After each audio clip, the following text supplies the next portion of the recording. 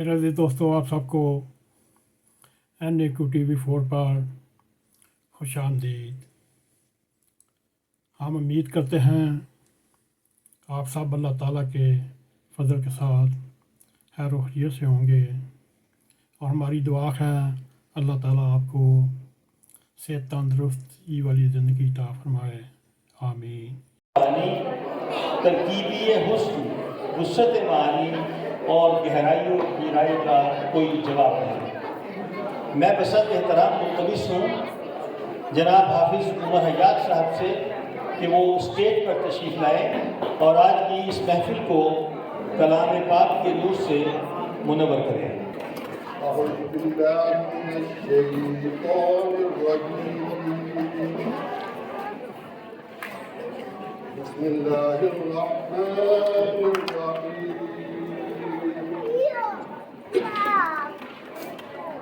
آمن الرسول بما أنزل إليه من ربه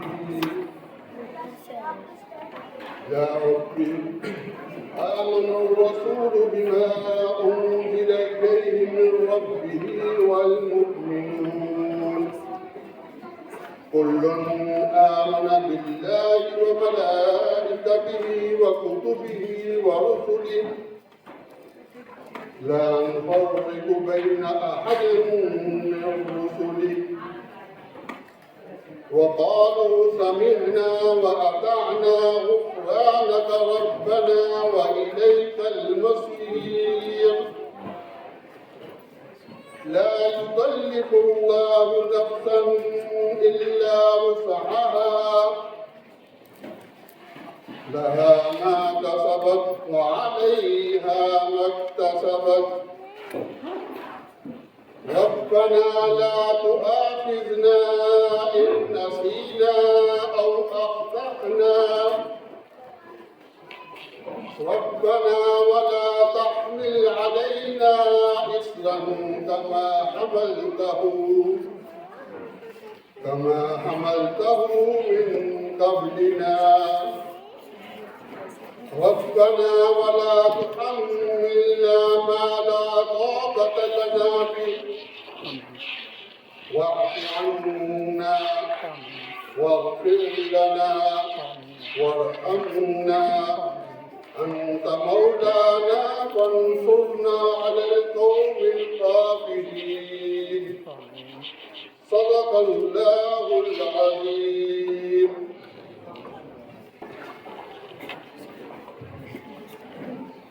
جنتے محترم حافظ عمر حیات صاحب جو انتہائی خوشحالی سے تلاوت اللہ پر ہماری یاد ہو جائے.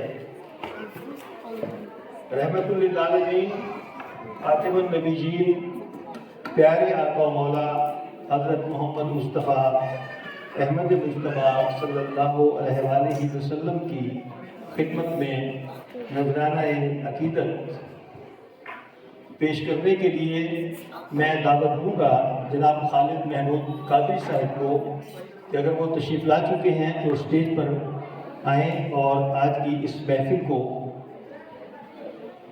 پیارے آقا و مولا کے ذکر سے معمور کریں.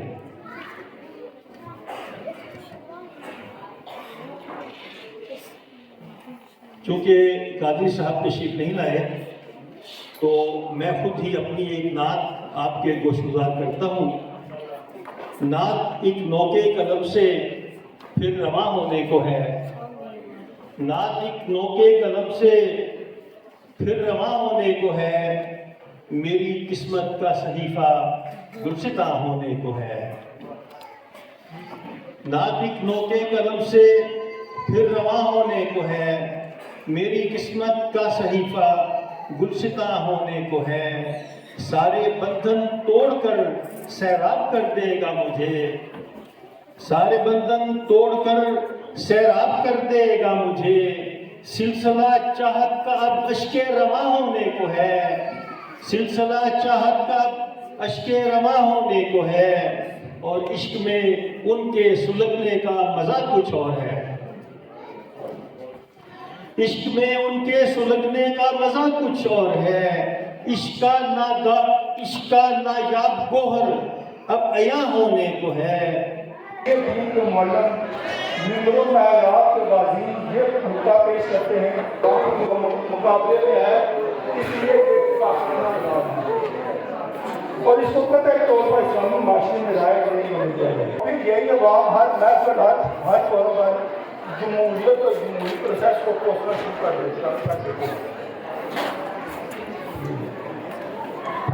مسلمانوں کی تاریخ شخصیات امرانہ دعا کے گرد گھومتی ہے، اس لیے عام مسلمان کو جمہوری عمل سے اتنی قربت نہیں جتنی قربت مغربی ممالک کے باشندوں کو جمہوری عمل سے ہوتی ہے۔ جو اب یہ ہے سوچنے والی بات۔